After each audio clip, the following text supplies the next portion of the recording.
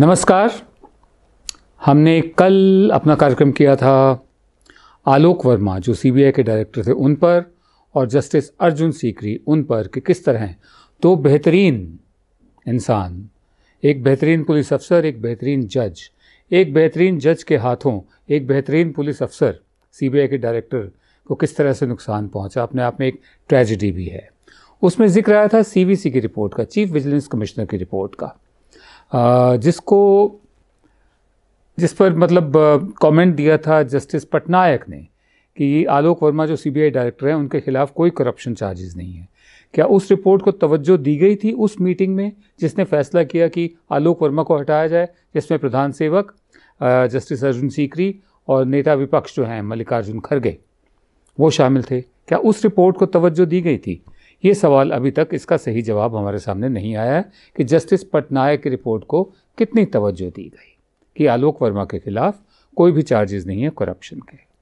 बहरहाल जो अफसर जिसको बचाने की कोशिश में प्रधान सेवक दिन रात एक किए हुए हैं, मतलब रात के 1 बजे आपने एक नया सीबीआई इंटरिम डायरेक्टर नियुक्त कर दिया नागेश्वर राव को, उसके बाद रात 1 बजे वो जाते हैं सीबीआई के दफ्तर पुलिस की प्रोटेक्शन में, आलोक वर्मा का कमरा सील करते हैं, राकेश अस्थाना का कमरा भी सील करते हैं और दोनों को छुट्टी पर भेज दिया जाता है।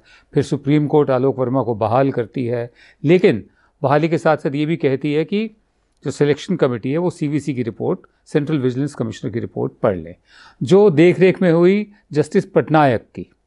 सीवीसी केवी चौधरी हैं लेकिन उन पर भी पूरा चेक एंड बैलेंस बना रहे, इसलिए जस्टिस पटनायक जो रिटायर्ड जज है सुप्रीम कोर्ट के, उनकी देखरेख में हुई। क्या उसको तवज्जो दी गई, ये सवाल उठता है। तो राकेश अस्थाना को बचाने की इतनी कोशिश क्यों हो रही है?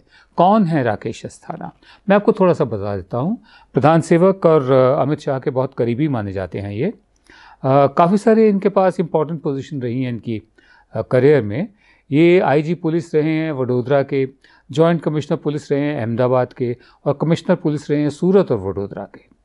उसके बाद जो एसआईटी बनी, स्पेशल इन्वेस्टिगेशन टीम, जो गुजरात गवर्नमेंट ने बनाई थी सन 2002 में, जो गोधरा में जो गाड़ी का कंपार्टमेंट जलाई गई, बोगी जलाई गई थी, जिसके बाद दंगे हुए थे, मुसलमानों का कत्लेआम हुआ था, उस एसआईटी के ये बहुत इम्पॉर्टेंट मेंबर भी थे और इनको माना जाता है कि काफ़ी नज़दीक हैं ये प्रधान सेवक और बीजेपी के अध्यक्ष अमित शाह के। टाइमलाइन अगर हम देखें तो वो इस तरह से है कि अप्रैल 2016 में राकेश अस्थाना जो गुजरात काडर के आईपीएस अफसर हैं, एडिशनल डायरेक्टर सीबीआई के बनाए गए। गुजरात से इनको यहाँ लाया गया अप्रैल सन 2016 में। दिसंबर 3, 2016 अस्थाना को इंटरिम सीबीआई डायरेक्टर बना दिया गया, अंतरिम, जब उस वक्त जो सिन्हा थे, अनिल सिन्हा चीफ सीबीआई के, वो रिटायर हुए। अक्टूबर 22, 2017 को अस्थाना को स्पेशल डायरेक्टर सीबीआई का बनाया गया और ये ऑर्डर इशू हुआ था अपॉइंटमेंट्स कमेटी का, जो कैबिनेट की अपॉइंटमेंट्स कमेटी है, जिसमें प्रधान सेवक नरेंद्र मोदी थे और गृह मंत्री राजनाथ सिंह थे। 2 नवंबर 2017 प्रशांत भूषण ने सुप्रीम कोर्ट में एक याचिका, एक पिटीशन डाली कॉमन कॉज के ज़रिए, जिसमें अस्थाना की इस अपॉइंटमेंट को चैलेंज किया गया। नवंबर 28, 2017 सुप्रीम कोर्ट ने इस पिटीशन को, इस अपील को, याचिका को खारिज कर दिया। जुलाई 12, 2018 पे आई है, जब आलोक वर्मा विदेश यात्रा पर थे तो सेंट्रल विजिलेंस कमीशन ने एक मीटिंग बुलाई थी प्रमोशंस डिस्कस करने के लिए, ये जानने के लिए, और ये जानना चाहा कि इसे कौन अटेंड करेगा, क्योंकि जो डायरेक्टर हैं सीबीआई वो तो बाहर हैं। तो सीबीआई का रिस्पांस ये था कि अस्थाना के पास कोई मैंडेट नहीं है, इस तरह की कोई ताकत नहीं है कि वो आलोक वर्मा की नुमाइंदगी कर सकें, उन्हें रिप्रेजेंट कर सकें। 24 अगस्त 2018 राकेश अस्थाना ने कैबिनेट सेक्रेटरी को चिट्ठी लिखी और शिकायत करी कि आलोक वर्मा जो सीबीआई डायरेक्टर है उन्होंने उनके साथ दुर्व्यवहार किया है, मिसकंडक्ट किया है। तो ये मामला सीवीसी को, सेंट्रल विजिलेंस कमीशन को सौंप दिया गया। सितंबर 21, 2018 CBI tells CVC that Asthana was facing probe in 6 cases of corruption. CBI ने सेंट्रल विजिलेंस कमीशन को बताया कि राकेश अस्थाना के खिलाफ, उनके खिलाफ जो जांच चल रही है, 6 प्रोब चल रहे हैं, 6 जांच चल रही है, भ्रष्टाचार को लेकर। 15 अक्टूबर 2018 को सीबीआई ने एक एफआईआर दर्ज कराई जिसमें अस्थाना के खिलाफ रिश्वत लेने के आरोप थे और deputy superintendent of police Devendra Kumar, Dubai based जो इन्वेस्टमेंट बैंकर मनोज प्रसाद और उसका भाई सोमेश प्रसाद, वो भी इस एफआईआर में शामिल थे, भ्रष्टाचार के, रिश्वत लेने के आरोप। उसके बाद 23 अक्टूबर को अस्थाना ने हाई कोर्ट में एफआईआर दर्ज की अपनी इस एफआईआर के खिलाफ। 28 अक्टूबर को दर्ज करने के बाद नवंबर 1 को हाई कोर्ट ने एक इंटरिम रिलीफ दे दिया अस्थाना को। जनवरी 11 को दिल्ली हाई कोर्ट ने वो जो इन्होंने अपील की थी हाई कोर्ट में अस्थाना ने, उसको खारिज कर दिया।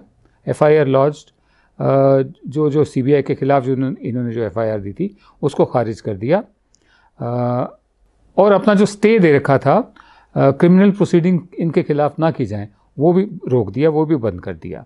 जनवरी 13 आलोक वर्मा ने एक बहुत ही सनसनीखेज खुलासा किया कि अक्टूबर 6 को किया कि 13 जनवरी को चीफ विजिलेंस कमिश्नर जो हैं वो मुझसे अस्थाना की पैरवी करने के लिए आए थे और ये उन्होंने जस्टिस ए के पटनायक को बताया, औपचारिक रूप से बताया, जो रिटायर्ड सुप्रीम कोर्ट जज थे, जो इंक्वायरी उनके खिलाफ हो रही थी आलोक वर्मा के खिलाफ, उसको ओवरसी कर रहे थे कि सीवीसी ठीक तरह से चेक्स और बैलेंस में रहे।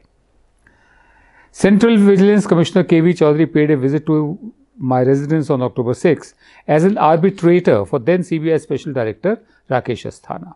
ये IndianExpress.com का भी कहना है कि बिचौलिए बनकर एक तरह से आए वो राकेश अस्थाना के लिए। केवी चौधरी जो हैं सेंट्रल विजिलेंस कमिश्नर, उनके बारे में काफ़ी कंट्रोवर्सी, विवादों में रहा है उनका करियर भी। उनका जो टेन्योर रहा वो central board of direct taxation के चेयरमैन भी थे, लेकिन साथ साथ सीवीसी की जो इन्वेस्टिगेशन थी वो ओवरलैप कर रही थी बिरला सहारा पेपर्स में। बिरला सहारा पेपर्स में ऐसा आरोप लगाया गया है कथित रूप से कि इसमें प्रधान सेवक का नाम भी है और रिश्वतखोरी की बात की गई है, 55 करोड़ की रिश्वतखोरी की। तो कहने का मतलब ये है कि दिन रात एक करके अस्थाना को बचाने की कोशिश और अपनी पसंद का, अपने मनपसंद का सीवीसी भी लाना, जिसकी अपॉइंटमेंट पर भी सवाल उठाए गए थे। क्या कारण है? क्या अस्थाना के पास कुछ ऐसे राज हैं जो राज ही बने रहने देना चाहते हैं, या कहीं डर है कि कोई कुछ बोल ना दे?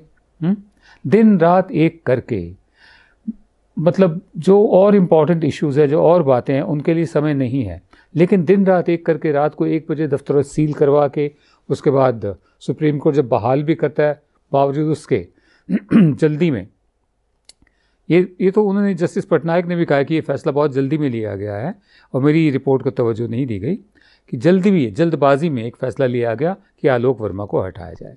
राकेश अस्थाना और केवी चौधरी प्रधान सेवक नरेंद्र मोदी और बीजेपी के अध्यक्ष अमित शाह के लिए इतने महत्वपूर्ण, इतने अहम क्यों हैं? आपने एक चीज़ नोटिस की है क्या? हम शुरू से कहते आ रहे हैं कि ये अघोषित, अनडिक्लेयर्ड इमरजेंसी चल रही है इस वक्त देश में। अब और लोगों ने भी कहना शुरू कर दिया है कि बिना इमरजेंसी लगाए इमरजेंसी जैसे हालात हैं, चाहे वो किसी को देशद्रोही कहना हो, चाहे वो सेंसरशिप तो नहीं है बेशक प्रेस की या मीडिया की औपचारिक रूप से, लेकिन सब जानते हैं कि किस तरह से सारे न्यूज़ चैनल्स और ज़्यादातर अखबार भी दरबारी हो चुके हैं, सरकारी हो चुके हैं, और उसके लिए एक एक्सप्रेशन भी चल रहा है, गोदी मीडिया। ये कोई इमरजेंसी नहीं लगी हुई है, लेकिन बिल्कुल वही हालात हैं। बिल्कुल वैसे ही एजेंसीज़ को ऐसी ताकत देने की बात की जा रही है कि वो आपका सेल फ़ोन तक मॉनिटर कर सकें, आपके कंप्यूटर, आपका लैपटॉप घर से ले जा सके जब भी चाहें। ऐसी बातें भी चल रही है। स्नूपिंग की, उसको लेकर भी विपक्ष अब मुखर हो रहा है, कुछ कह रहा है।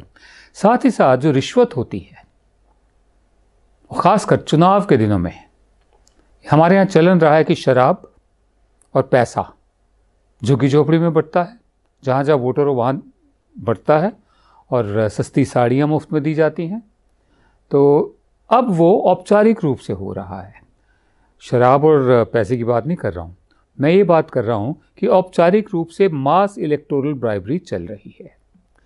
अभी हाल ही में आपने देखा कि ये जो 10% रिजर्वेशन हुआ इकोनॉमिकली वीकर सेक्शन के लिए, जो मतलब अपर कास्ट जो हैं, सिर्फ हिंदू नहीं है, इसमें मुसलमान भी शामिल है, इसमें शेख, सैयद, मुग़ल, पठान, ब्राह्मण वगैरह जो भी इकोनॉमिकली बैकवर्ड है उसको फ़ायदा मिलेगा, जबकि नौकरियां हैं ही नहीं। लेकिन एक लॉलीपॉप है, एक झुंझुना है जो थमा दिया गया है। उसके बाद अब जिक्र हो रहा है यूबीआई का। यूबीआई माने universal basic income. Universal basic income एक ऐसा तरीका है जो बाहर के देशों में भी इसको ट्राई किया गया है, अलग अलग शहरों में ट्राई किया गया है कि जो राज्य होता है वो ऐसी स्थिति में जब अर्थव्यवस्था तो ठीक ठाक हो लेकिन नौकरियां ना हों तो वो बैंक अकाउंट में पैसे डालती है कि अपने नागरिक को एक मिनिमम इनकम एश्योर कर सके। हमारे यहाँ सिक्किम ने ऐसा फैसला किया है, लेकिन सिक्किम के पास कारण है ऐसा फैसला करने का। उनका कहना है कि उनकी जो रिक्वायरमेंट, वो बिजली जनरेट करते हैं, उनकी अपनी ज़रूरत 225 मेगावाट की है, वो बनाते जनरेट करते हैं 4500 से ज़्यादा मेगावाट, लिहाजा वो बेचते हैं उस बिजली को। फिर टूरिज़्म से उनके बहुत सारी कमाई होती है सिक्किम की। उसके अलावा जो हॉर्टिकल्चर है उससे बहुत कमाई होती है उनकी। तो उनका कहना है कि हम अपने नागरिकों के साथ ये आमदनी शेयर करते हैं। अब आप आइए जनधन योजना या जो अकाउंट्स खोले गए थे लोगों के, उसमें सरकार की तरफ से कोशिश हो रही है, आजकल जिक्र में है कि यूबीआई सब नागरिकों को, भारत के सब नागरिकों को जो गरीबी की रेखा के नीचे हैं, करीब कुछ पैसा हर महीने दे दिया जाए। अब अपने आप में तो बड़ी अच्छी बात है ये कि जिसके पास जॉब नहीं है, नौकरी नहीं है, अनएम्प्लॉयमेंट डोल की तरह, उसको भत्ता जिसे बोलते हैं हिंदी वाले, वो अनएम्प्लॉयमेंट डोल मिलना चाहिए। लेकिन अगर इसको देखा जाए कि चुनाव से ठीक 90 दिन पहले आप दाएं बाएं हाथ पांव मार रहे हैं, रिजर्वेशन पर भी कर रहे हैं, आप अर्धकुंभ को कुंभ कहकर उसका बहुत बड़ा इवेंट बना रहे हैं, आप यूबीआई लोगों की जो अकाउंट खोले गए जिसमें 2000 रुपये मिनिमम बैलेंस रखना चाहिए था या 1 रुपया रखना चाहिए था, उनको ज़िंदा रखने के लिए बैंक वाले अपने अपनी तरफ से 1-1 रुपया देते थे उनको ज़िंदा रखने के लिए। उनके ज़रिए अब देश के करोड़ों बेरोज़गार जो नौजवान हैं उनको 2000 रुपये महीना के हिसाब से अगर कुछ पैसे मिलते हैं तो उनके लिए तो अच्छी बात है। लेकिन चुनाव के मौसम में इसे मास इलेक्टोरल ब्राइबरी ही माना जाएगा। इतने साल सरकार क्या सोई हुई थी? तब क्यों नहीं सोचा यूबीआई के बारे में? अब ही क्यों? क्योंकि अब सिर्फ 2 महीने के करीब रह गए हैं जब मॉडल कोड ऑफ कंडक्ट लागू होगा, या हो सकता है 2 महीने से भी कम का समय रह गया हो। उम्मीद की जा रही कि मार्च के पहले या दूसरे हफ्ते में ये चुनाव की जब घोषणा हो जाएगी, ऐलान हो जाएगा, तब उसके बाद कोई ऐसे फैसले नहीं किए जा सकते। तो तब तक जो कर सकते हो कर लो। एक ऐसी बदहवासी, एक ऐसा माहौल है, कुछ भी करना है, चुनाव जीतना है तो यूबीआई का सहारा लिया जाएगा। वो भी हमारा पैसा है, टैक्स पेयर का पैसा। रिजर्व बैंक से इसलिए पैसे लिए जा रहे हैं ताकि यूबीआई पे बहुत ज़्यादा पैसा खर्च होना है बेरोज़गार नौजवानों के लिए। उनको खातों में 2-2 हज़ार रुपया या 2.25 हज़ार रुपया कम से कम हर महीने के हिसाब से ऐसे दिया जाए। वैसे भी हमारे जो हिंदी भाषी प्रदेश हैं उनमें से कम 1 या 2 तो मनी ऑर्डर इकॉनमी पे चलते हैं, ख़ासकर बिहार, जिसमें ज़्यादातर घरों का 1-1 बेटा या 2-2 बेटे बाहर काम करते हैं, वो मनी ऑर्डर भेजते हैं घर में वो। तो अगर उनके क्या काम, मतलब ज़्यादा से ज़्यादा सर्विस प्रोवाइडिंग का काम करते हैं, उनके गुजारे भी, उनके खर्चे भी बहुत कम हैं। जितना कमाते हैं, कमाई भी कम है यहाँ शहरों में उनकी, उसमें अपने लिए भी रखना, माँ बाप को भी भेजना या परिवार को भेजना, बीमारी या खुशी या गमी, उसके लिए भी पैसे बचा कर रखना। तो 2-2 हज़ार रुपये अगर और आ जाए हर महीने, इसमें उनके लिए बहुत बड़ी मदद है। लेकिन चुनाव के मौसम में ये मास इलेक्टोरल ब्राइबरी है। नमस्कार। अगर आपको हमारा ये वीडियो पसंद आए तो शेयर कीजिए। अगर ये वीडियो आप फेसबुक पर देख रहे हैं तो आप हमें लाइक कर सकते हैं और ट्विटर पर फॉलो कर सकते हैं, और यूट्यूब पर हमारे वीडियोस देखने के लिए आप हमें सब्सक्राइब कर सकते हैं।